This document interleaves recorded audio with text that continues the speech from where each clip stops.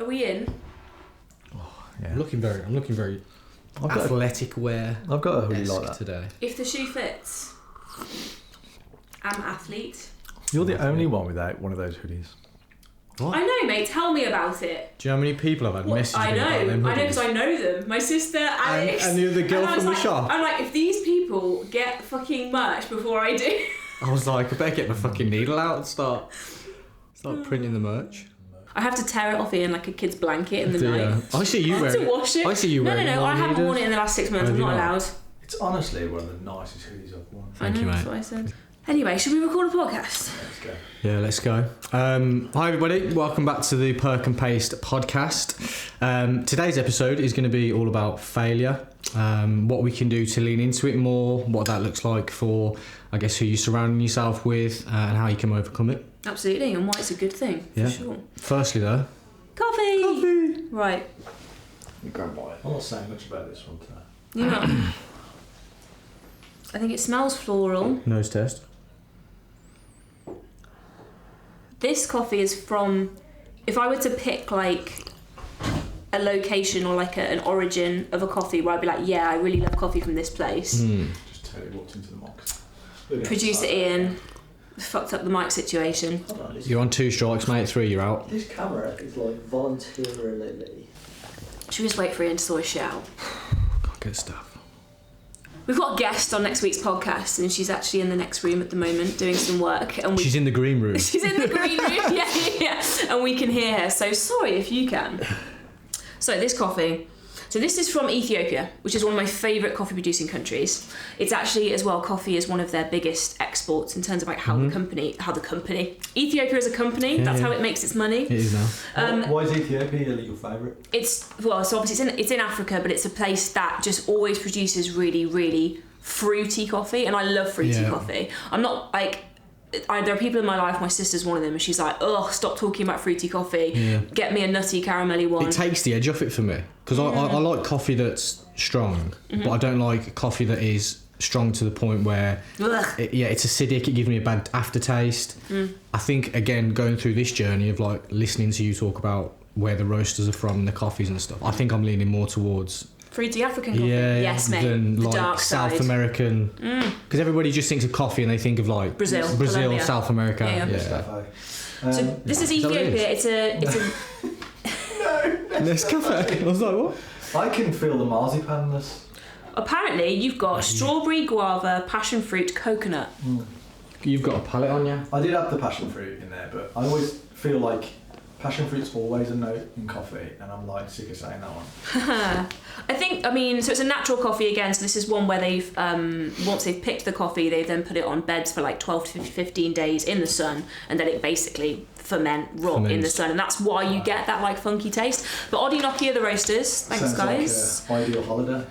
They're in the north again, they're in Bolton. We met them at the Manchester Coffee Festival, if you remember. They had the biggest queue because they were the first people that I'd seen a couple of years ago selling that coffee where they'd actually mixed passion fruit in with it, and everyone was addicted to this shit. It was like smack on the day. Very cool branding as well. It is cool, yeah. They're nice as well, they were very chatty.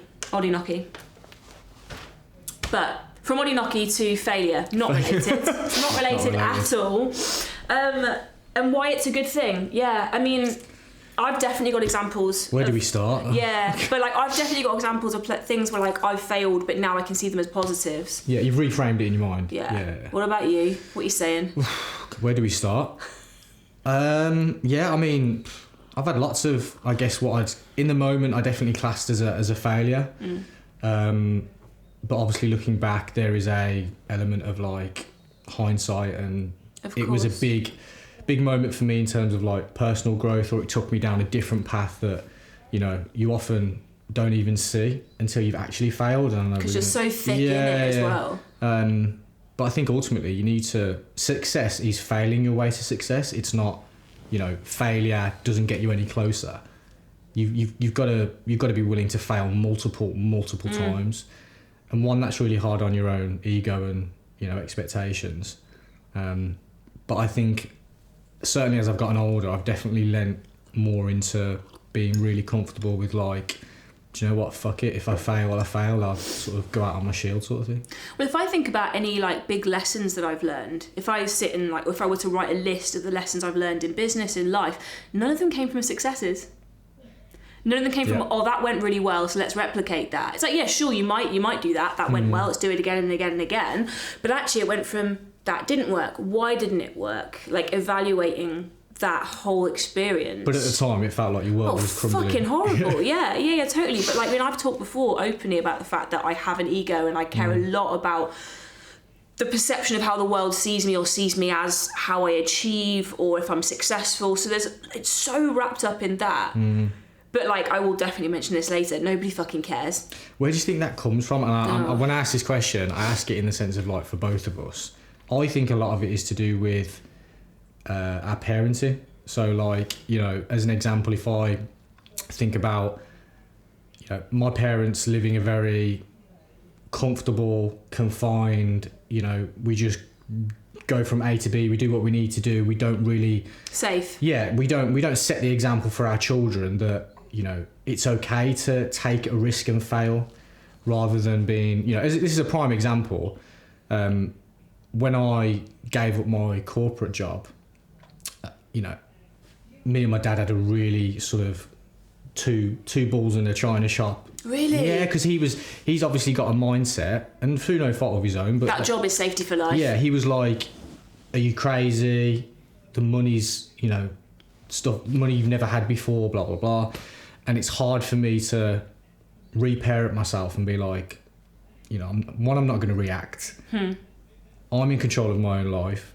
Dad, with all due respect, I need to do this. This is, and in the same vein, he did me a favour, because I saw secondhand what working at a job fucking that you hate can do to you over 40 years. So it was a big lesson there. That's a generational thing though, isn't it, as well, the whole safety thing. I think like I work a lot in my job with the next generation. You know, 16, 17, 18-year-old kids, and they've got it so drilled into them about happiness and choosing their well-being, and I've never seen anything like it. And I don't know where they got it from. We could explore that for ages. I mean, it's interesting you said out there about the parenting thing, because my dad was my like primary caregiver, so to speak, growing up, and I would say that he was a risk taker. He came like 18 years old. He moved to the country with like the equivalent of £2 in his pocket. Wow. Could barely speak the language. When I asked him, "Were you scared?" He's like, "Yes, I was shitting myself." You know, it was literally his exact wording.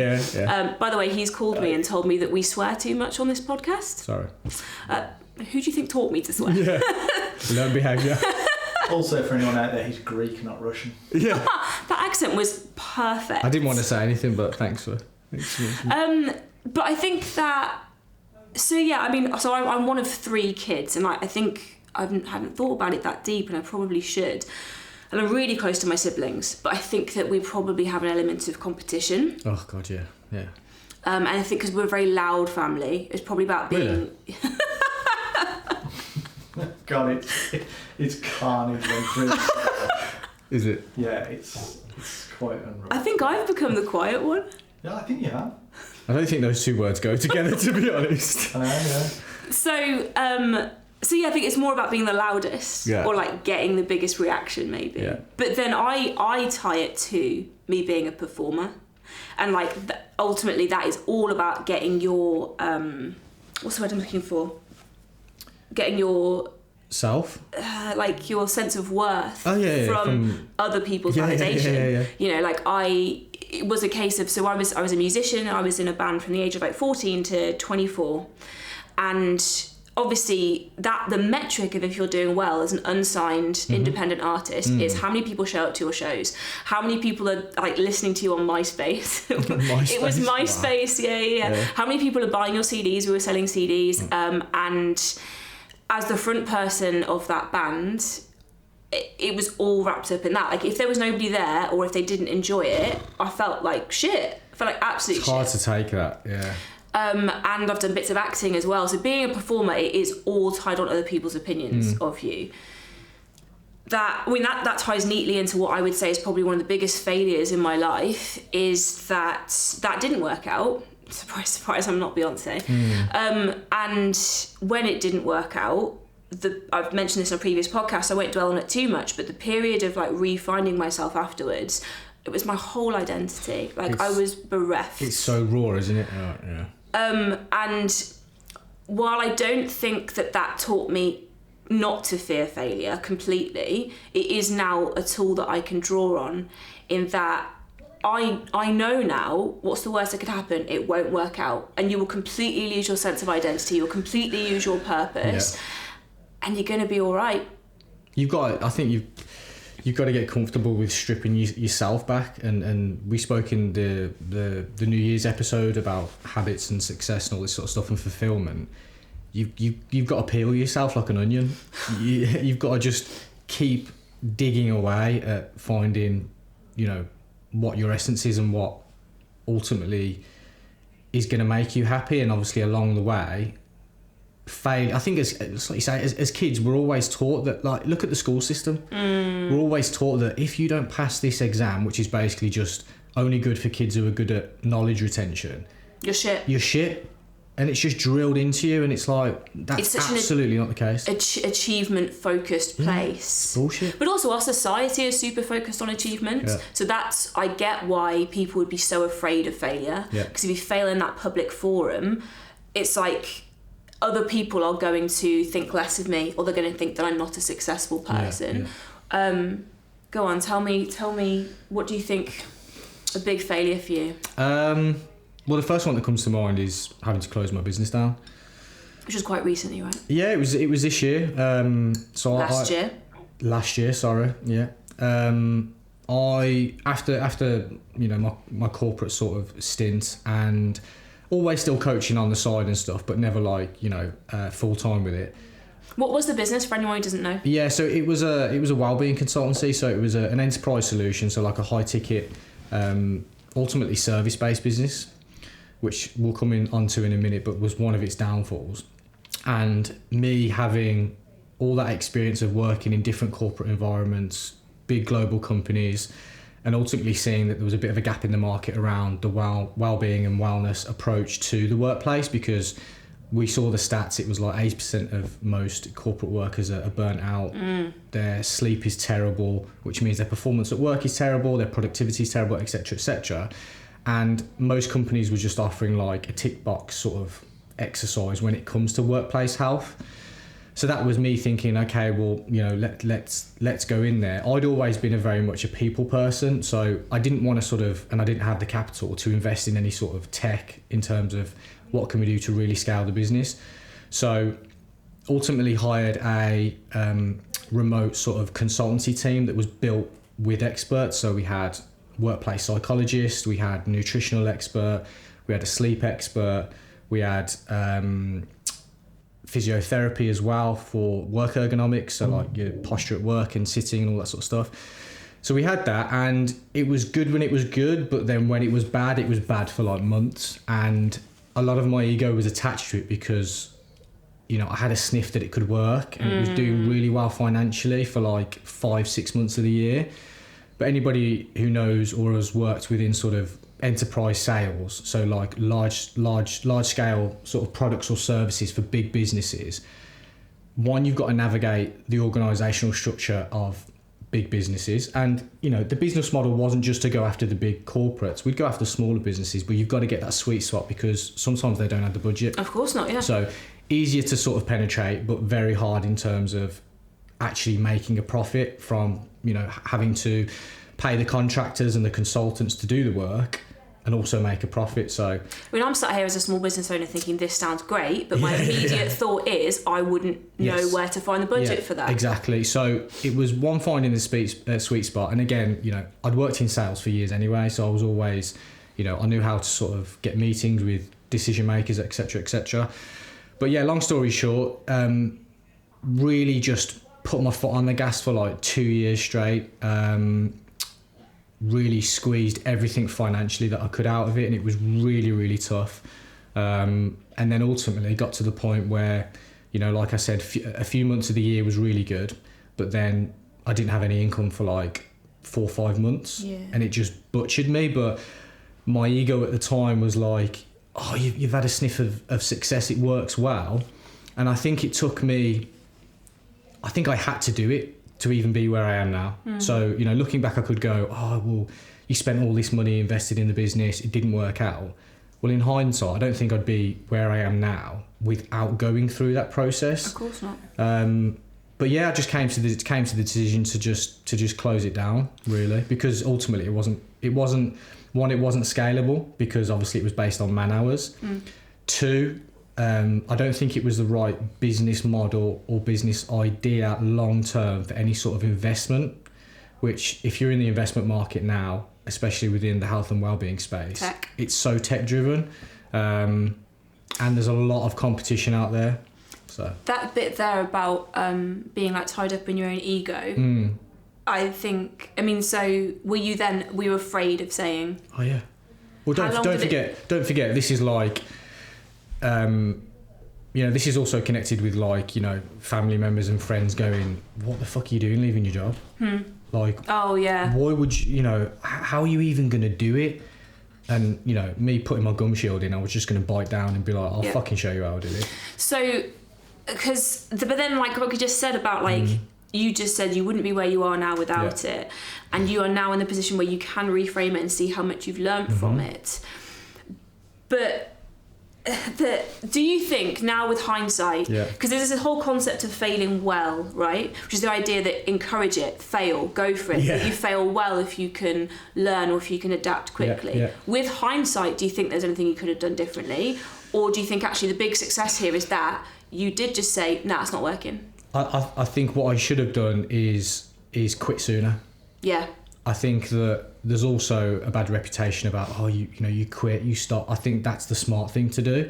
But I think with it being my first sort of solo venture into the business space, completely self-funded, the ego got in the way a lot more. You know, and we spoke about it earlier, but, you know, this whole sunk cost fallacy sort of approach, where because you've invested so much time into any given endeavour, it's even harder to think, well, because I've spent that time in there, I can't stop it. I have to just carry on until I absolutely bleed it dry. And then I'm in a worse place financially. I'm in a worse place personally.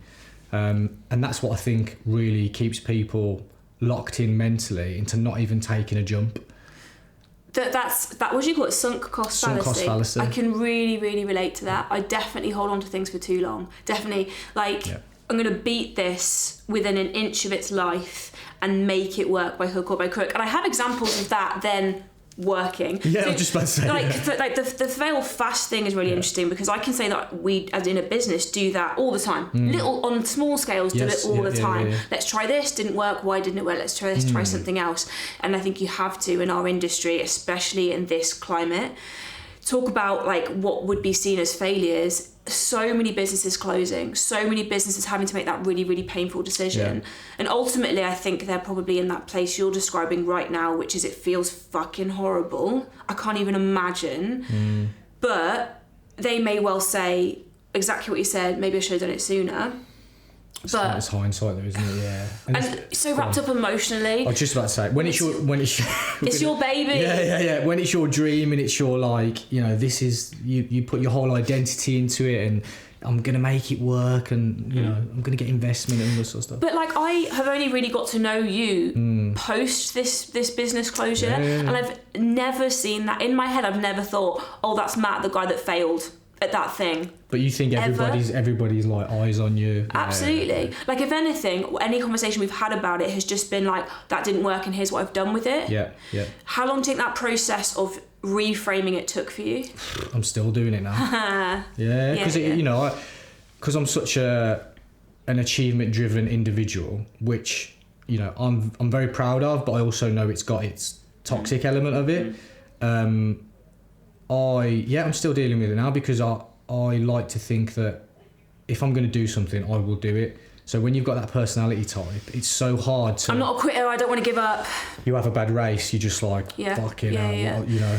I still describe myself as a failed musician. Anytime I go on someone else's podcast, I'm like, they ask you about your background and they like tell me, I'm like, oh, first and foremost, I'm a failed musician. But I don't say that in a negative way anymore. It's like I have, and this is why it's like retraining your brain to see failure as a good thing, which I've been called out and told I'm toxic for saying that before.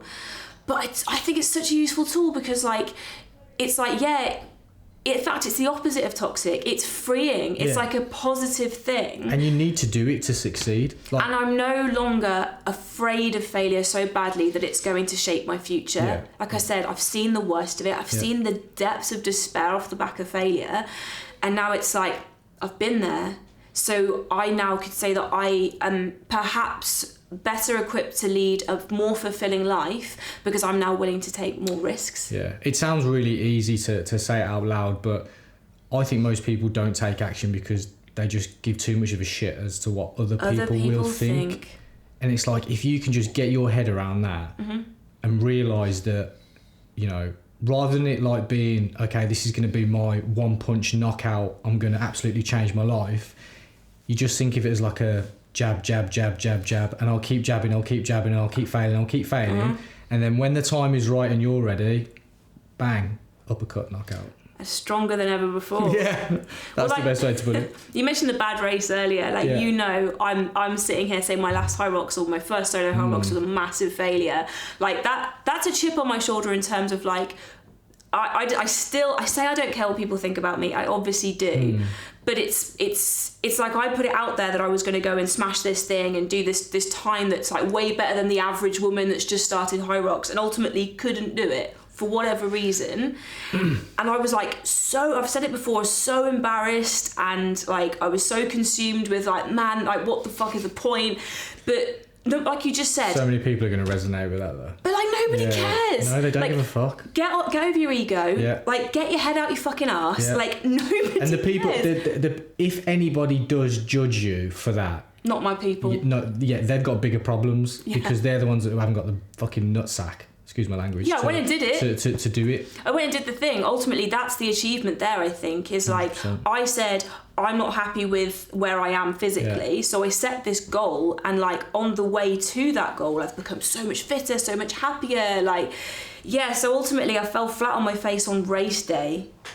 But what was the journey there, and what have I learned from the journey there? It's the journey, not the end, not the destination. And I had two choices after that. I could sulk and I could say that felt horrible, I'm never going to do it again, which I think everyone has a moment when they cross the finish line of being like, never again. Heart rate's at 180. It's like, I'm never going to recover, never again. Or you can just be like, actually, no, let's do it again. And that's when it's like, that's what we mean by failing forward, is like, it's okay to fail, but evaluate. And that's what I did. I wrote it all down. I wrote the whole race down and I evaluated what went well, what didn't go well. It's very easy to get into that train of thought because socially or whatever, whether you've got, you know, high expectations of yourself, your answer to this being an achievement is like fucking running the best race of your life. When the reality is, you even training for 3 months is a win. Stepping on the fucking start line is a win. Do you know what I mean? But because we look at social media and we see everyone smashing fucking marathons and high rockses, it's like. But also the people that we idolise as well. Yeah. Are the we set the bar high. People that are like, I'm going to do a 2.5 hour marathon this year. But hang on, like you say, like this is the thing about like taking your advice. Yeah. Obviously, you've got a pretty good goal for your next High Rocks race. Yes, How are you going to feel if it doesn't happen? Yeah, I've had this conversation with myself a lot, and I'm having it even more because I'm getting closer. I know if I cross that race, finish line, and I still haven't done a time that I'm particularly proud of, you're going to be the first person there in my face saying, "But you fucking did it," and blah blah blah blah blah.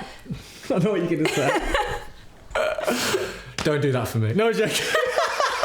I'm going to laugh at you and spit in your face. Do you know what? Yeah, it's like I said at the start of the podcast. I'm proud of myself for having the personality type that, you know, I want it fucking all. I want the cake and I want to eat it. And I think that drives me.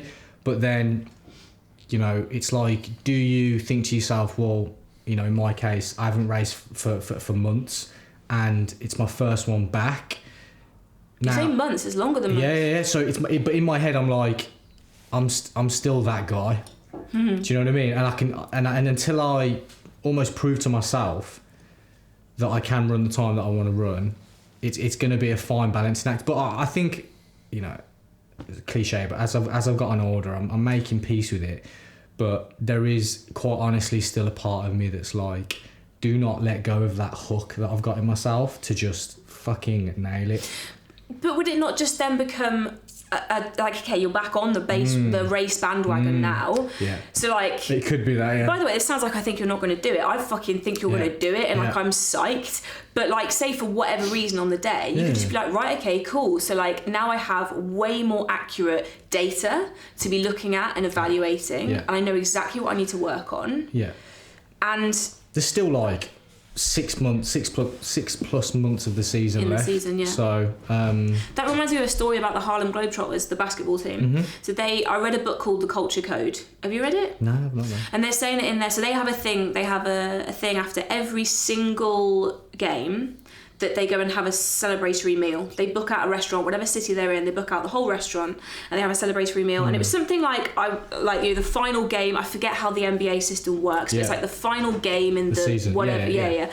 And it was one of those that came down to that match, like the match. That's how much basketball I watch. The playoff match or the finals. Yeah. It came down to if they won it, they won the championship. Yeah. I'll feel you in the right. Yeah. And they didn't. Yeah.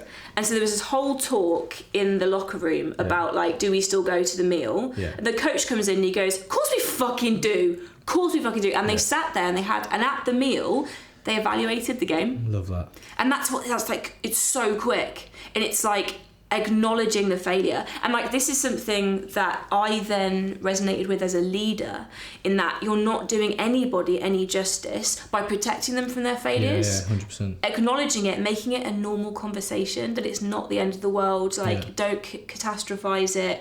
Like, yeah, it's happened. It's a thing. It's just a fact. Because that's it. We've catastrophized it our whole lives, haven't we? Yeah, go on. I'm just thinking like, you know, even when you look at people who have got successful businesses and you think that's the only business they've ever had. No way. But if you look at the track record, they've had multiple business fails, but the key strength to them is they've been consistent, but they've almost just like blocked out this concept of I can't fail. Like they've failed their way to exits or whatever. So each business has been fine-tuned based off the lessons of the last one. Didn't Walt Disney fail? He went bankrupt about 8 times or something. Oh, there's loads of stories like that. He didn't do anything until he's like mid-40s. Colonel Sanders in the 70s, in his 70s. Vera Wang didn't design a dress till she was like 40, 45, something like that. She's like the name in dresses. Marie Kondo, you know, she's like the like household name in organisation. Yeah. She nearly closed down the business because she couldn't get any clients. Wow. And now she's like, okay, I know, so not everyone likes her, but she is literally a household name. Yeah. She didn't clean her first drawer till... Yeah, perfect. 40%. So what tools do you use then? Okay, so are you afraid of failure? Number one.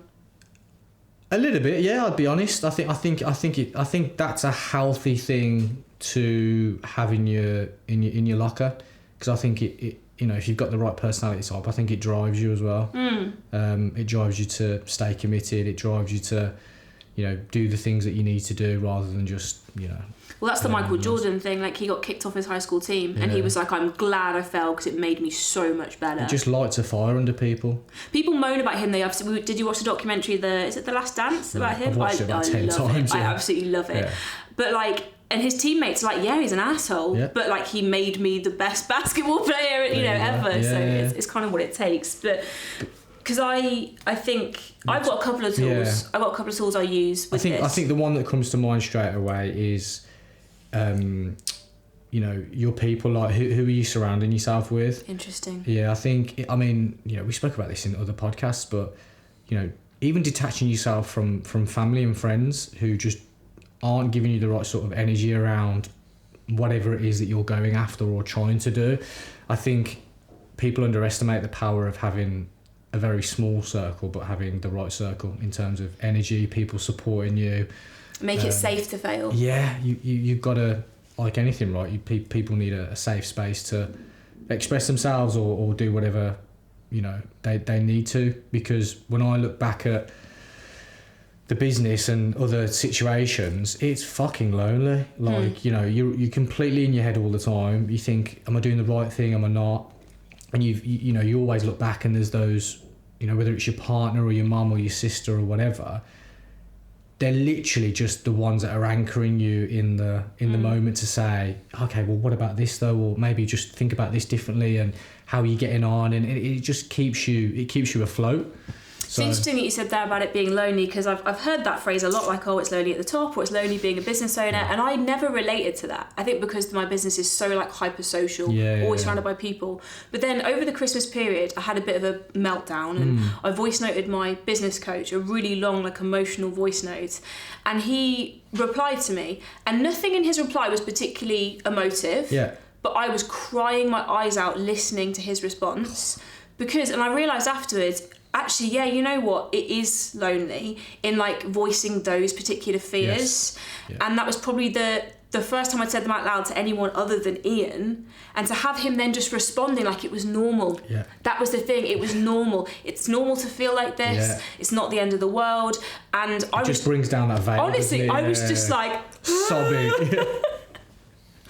It reminded me it can be lonely. Yeah, the people, that's interesting. People for me is a big one. What about you? All right, well, I've got a process. Go for it. Okay, so number one, reframe it. Yeah. The ability to reframe it, turning it into a lesson or an experience or anything positive to come out of it. Because, and that you're not superhuman. Like, if you haven't failed that much before, it's gonna fucking suck. Yeah, it's gonna stink. Yeah. Like, that's totally normal. Yeah. So almost giving yourself, like, this is gonna suck. And then, so by reframing it like, oh, it's a lesson, you get more used to it. It's I do like that. It's a lesson, not a failure. Yeah. Absolutely. And like, practice it. Like, it's almost like, I need to fail so I get used to this feeling. Yeah. And that then will make you less risk averse. Like I said, it's like you're practiced in this feeling. Number two is perspective. And I ask myself a question. Is this going to matter in 3 months? Is this going to matter in 6 months? Wow, that's so powerful. Because it's a yes or a no answer. Yeah. And then the answer reflects your next step. Yeah. Because if, like, yes, this is still going to matter in 6 months, that means it's a big fucking deal. Yeah. And it probably does. Needs your attention. It probably does deserve your stress, your emotion, whatever you're feeling in that moment. Because all that, I think that's where it gets toxic. If you start, like, negging something, like, oh, it's not a big deal. It's like, no, you know what it fucking is. Well, that's just an avoidant, isn't it? Like, if no, this isn't going to matter in 6 months, there's your perspective. Like, is it, like, can I validate feeling like this and being this paralysed by fear over something that actually, if I just deal with it right now? It's done, yeah. And then the last one is the nobody cares thing. Nobody gives a shit. Yeah, and I think that's related to perspective. Yeah. Like, I always say to myself, this is me versus me. Like, I'm the only person that really cares. And I don't mean care, like you said, the people around you really care. But I mean care if it doesn't work out or anything like that. Yeah. Like, there's only me that has that perception. There's only me that sees myself as a quote-unquote failure. There's only me that gives myself that really hard time. It's funny how we exaggerate our own... Oh, yeah. You know... But everybody else's is absolutely fine. Everyone, like you said, you're more proud of people around you that have given something a go and fallen a little bit short. You'd be the first one to take your own advice, wouldn't you? Yeah. It's so, like... And like, I think it's really, really useful to give yourself a hard time, to ask a lot of yourself, Agreed, to push yourself. But yeah, that perspective, winding back and remembering that was something you put on yourself. And then it kind of becomes a circle that you go back to, reframing it, learn from it, try again. So it's this constant circle that I've kind of built for myself. Love that. And then the phrase I always say to myself is, if it were easy, everyone would do it. What a place to finish. Like, you know, like, who do you want to be? Yeah. Who do you want to be? Do you want to be the person that's too scared to fail? I don't. No. I'd rather look back when I'm 60 or 70 and be like, fuck yeah. Fuck yeah. You gave it a go. And at 70, you're still going to go a couple times more. Yeah. Keep going. My stomach is fucking going mental over here. Yeah. Can you hear it on the... Just trying to say something. I don't know. It's got something to say. Yeah. Right, well, it's time for lunch. Yeah, let's go. I'm starving. Thank you very much for watching. Drop in the comments anything that you feel you failed at, maybe, anything you're trying to reframe, and we'd love to hear about it, and maybe drop some comments on that. But thank you for watching the podcast, listening to the podcast. Catch you next time. See you later, guys.